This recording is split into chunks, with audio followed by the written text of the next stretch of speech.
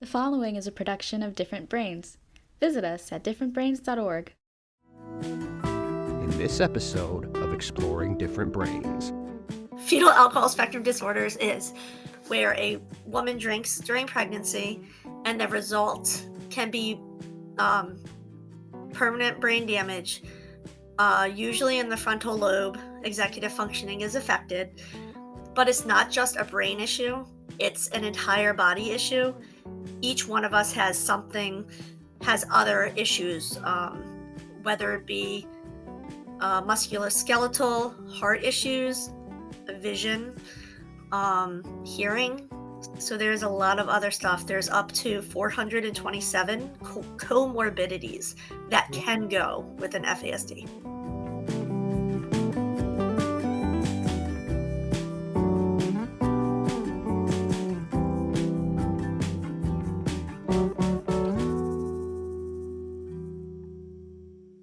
Hi there, I'm Dr. Hackey Reitman. Welcome to another episode of Exploring Different Brains. And today I'm excited to have Rebecca Tillou, who's an author and self-advocate for Fetal Alcohol Spectrum Disorder, which she's going to tell us all about. Welcome, Rebecca. Thank you. I'm very honored to be here. So thank you for having me. We're honored to have you. Now, why don't you introduce yourself properly and a lot better than I did? Oh, you did a good job. My name is Rebecca Tillou, and I am a 44-year-old living with a fetal alcohol spectrum disorder. I was adopted at 1 month out of New Jersey, and then I was diagnosed with fetal alcohol syndrome, which is under the FASD umbrella, at 34 years old. And so for 10 years, I've been a self-advocate and spoken at conferences, and I did write a book called Tenacity back in 2013, maybe 16. So yeah. Well, that's great. You've been a great role model and a great self-advocate, teaching so many about FASD. What were the key symptoms? Tell us about FASD, because, many of us, fetal alcohol spectrum disorder, we don't have any experience with it. First of all, what's its incidence? So the incidence is actually very high. It's known as an invisible disability. So it occurs in 1 in 20 children in the United States have an FASD, whether diagnosed or undiagnosed. So that's about at least one child in every classroom. And it's known as an invisible disability because only 7% of us present with the facial features, which I had as a baby, and then they dissipated. So there's the flat upper lip, and the eyes can appear far apart. The distance between the corners of the eyes is shorter than normal. Small head circumference. So those are just a few of the physical signs that can present. So, but they only present if the mom drinks between certain days of pregnancy, like days 18 to 21 days gestation, the facial features are forming in that window. Well, that's the cause, is mom drinking. Yes, I apologize. Yes. So yeah, fetal alcohol spectrum disorders is where a woman drinks during pregnancy and the result can be permanent brain damage. Usually in the frontal lobe, executive functioning is affected, but it's not just a brain issue, it's an entire body issue. Each one of us has other issues, whether it be musculoskeletal, heart issues, vision, hearing. So there's a lot of other stuff. There's up to 427 comorbidities that can go with an FASD. Now, what time period during pregnancy does the mother have to drink to get this to happen? Do they know that? So that is that's the $1 million question. They will tell you, like the CDC, and other doctors will tell you there's no safe amount to drink during pregnancy. And if you are trying to get pregnant, not to drink either, because if you get pregnant and don't know it, from day one, that baby can be affected. So yeah, it's just Tough hmm stuff. And the uh, is there any co-occurrence with autism? so that's an interesting question. Many people that have an FASD are misdiagnosed as having autism or ADHD. And there are people, though, that have an FASD and a diagnosis of autism as well. So it depends on how they present, it depends on the doctors they're seeing. I do not have, the only diagnosis I have is fetal alcohol syndrome, which means I have the facial features. So I don't have a diagnosis of autism or ADHD, but many do. Tell us about your journey in getting diagnosed. So my journey was interesting. When I was adopted at birth, my parents got this sheet of information that had my mom's first name, date of birth, and then what she did. But it was out of New Jersey, so there was no, it wasn't, it was a closed adoption, so there was no way we could find out who she was. I did find out, but that was years later. So on the sheet of paper, it said that she drank while pregnant, but then in parentheses it said, but was not an alcoholic. So this was 1980. So when I was born, they said I was healthy. And then I came home at 1 month old and I started getting really sick. I had bronchitis at least once a month, ear infections constantly, and I wasn't eating. So I was diagnosed by my pediatrician as failure to thrive. And that can be also part of an FASD, all those things, failure to thrive, and constantly sick. My pediatrician mentioned I may have fetal alcohol syndrome, but he didn't know my birth mom. And I had the facial features, but this was back in 1980. So they gave like a wait and see approach.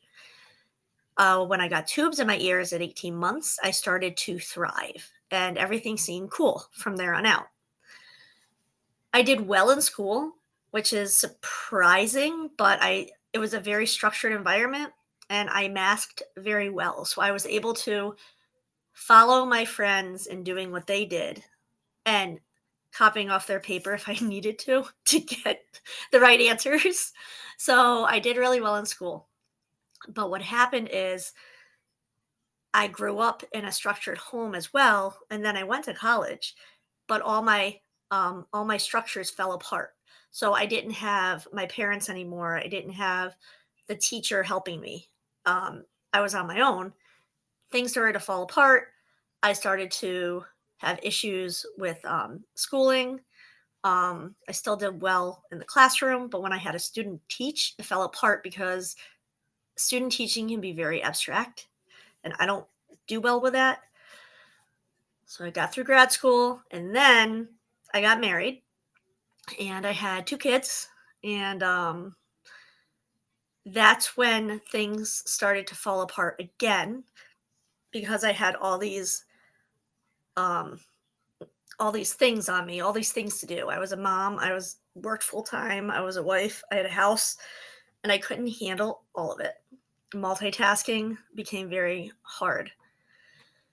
So after my second son, I went and searched for my birth mom and I found out who she was, but she unfortunately died in 1999. But in 2013, when I found who she was, I found friends of hers who said that she was a chronic alcoholic.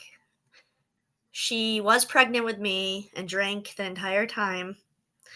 Nobody knew she was pregnant. I think she did, but um, so given that information and the struggles I was having as the demands in life got more, I decided to get diagnosed with fetal, or see if I could get a diagnosis of a fetal alcohol spectrum disorder. So what happened was my mom, my adoptive mom, she found a pamphlet. She got one in the mail from the adoption agency that I'm adopted from. And she called me up. This is in 2013. And she said, well, they have this whole section on FASDs. And knowing your mom drank for sure now, I think you might have this.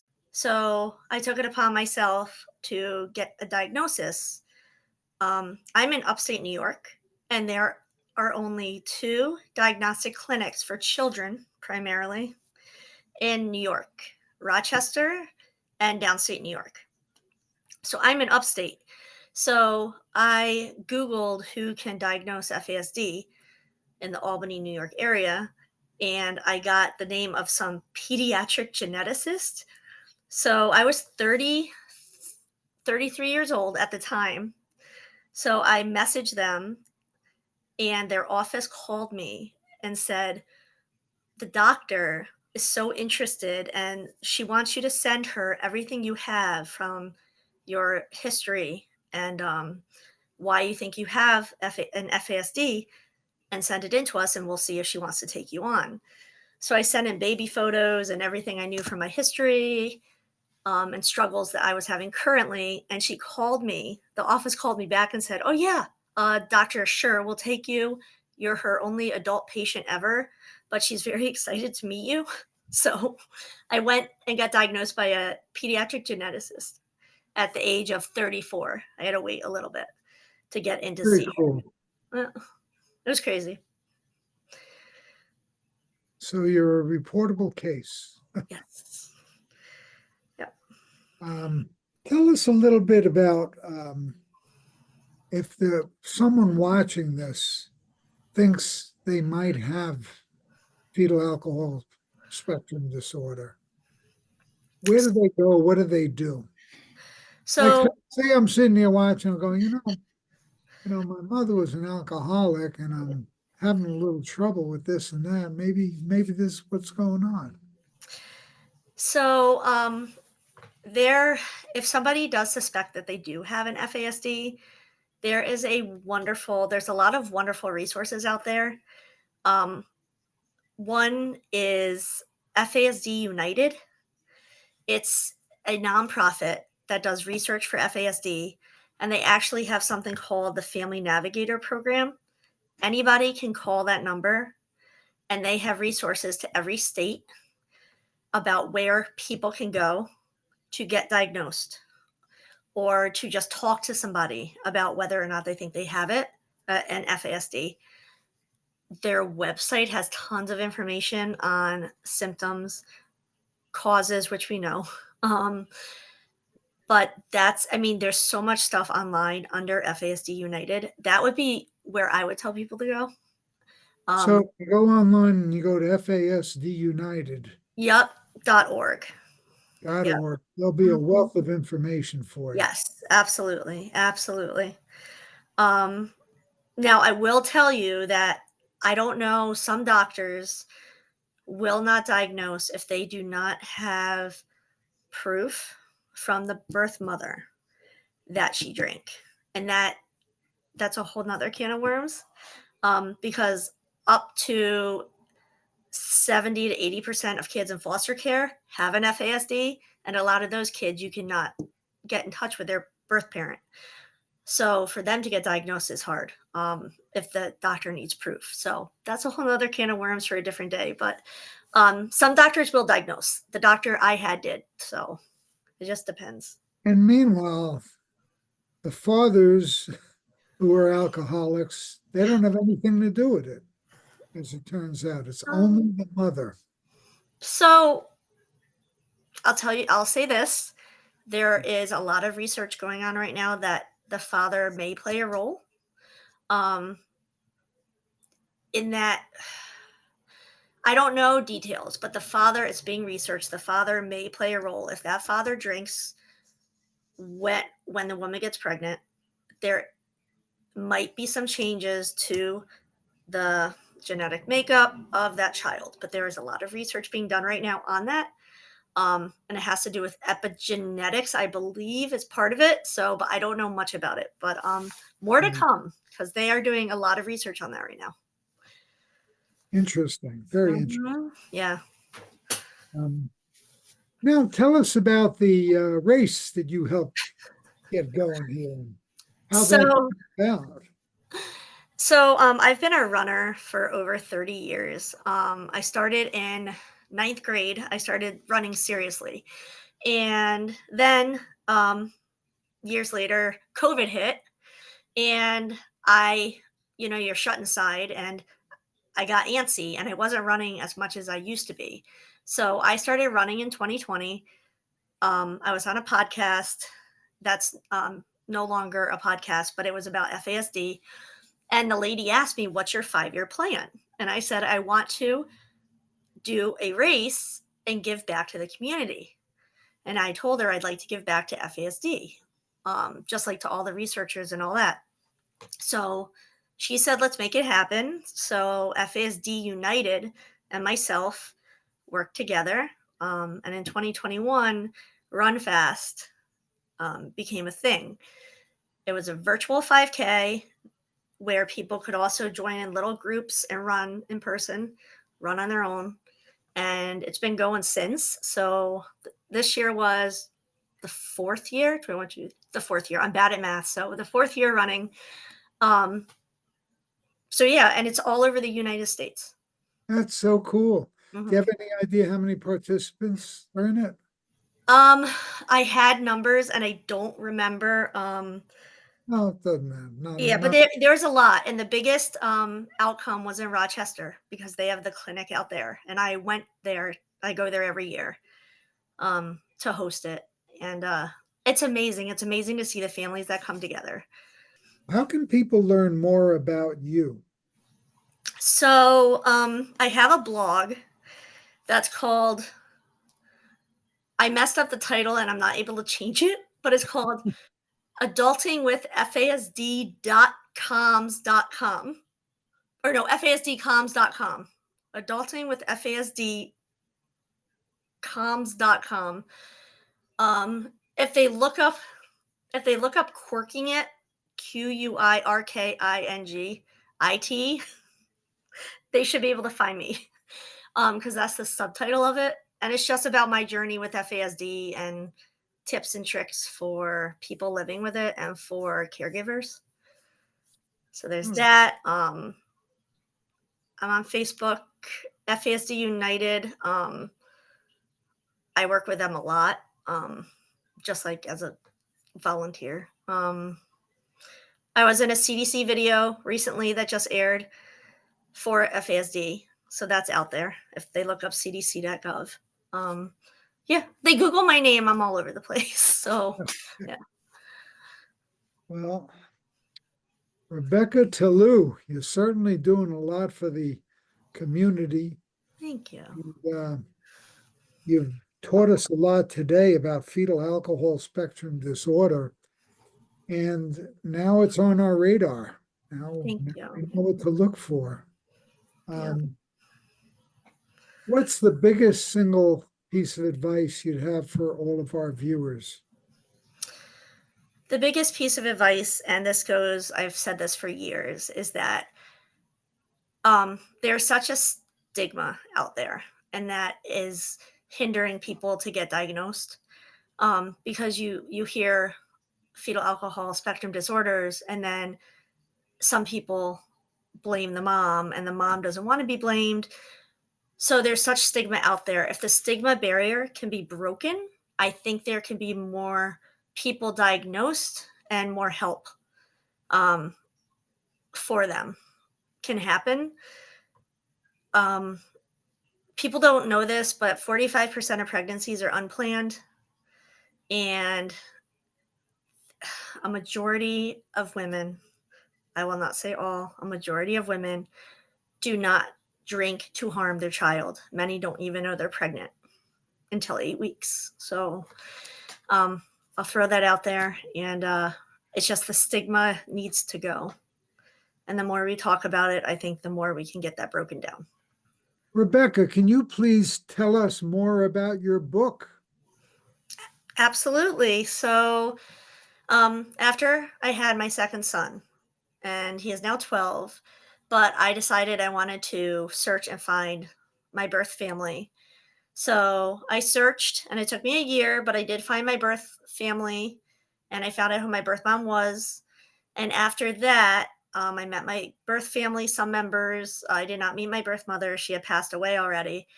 But after all the meet and greets, I was able to write a book. It's a memoir. It's called Tenacity, and it goes into my search and reunion, um, and how I searched because it was a closed adoption. And one thing with FASD I will mention is some of us perseverate, which means we do things to an extreme and don't stop until we get what we want. So that's how I found her, because I just kept looking and looking and looking in every crack and crevice I could. So it talks about that, and also about my diagnosis with FASD. So, Very interesting. yep. Um, what is the life expectancy with FASD? So the life expectancy is actually average. If you do Google it, you will find some old sites that say it's like 33, 34 years old. That is not correct.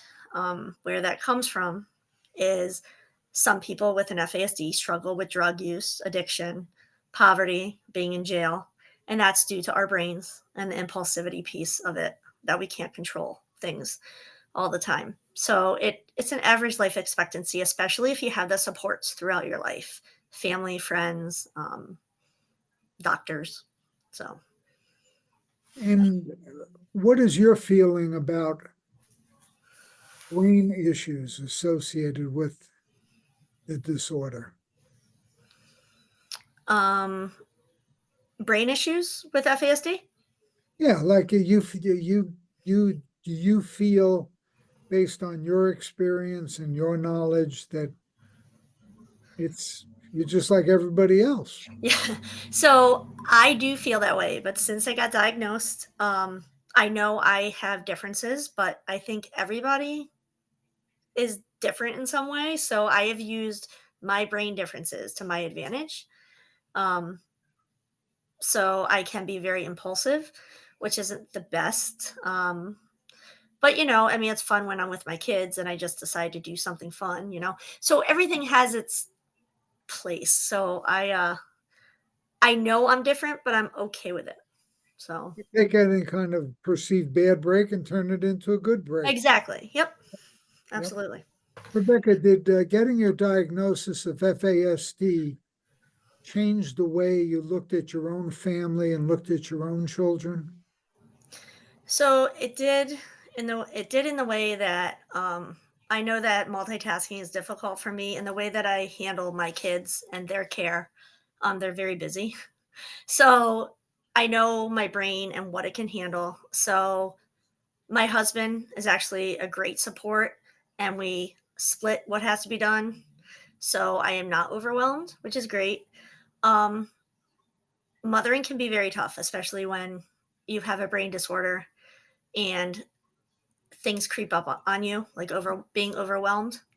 Um, and the kids don't always understand that. So one way that I have tried to help with that is that my kids have known since they're very young and could understand that my brain works differently.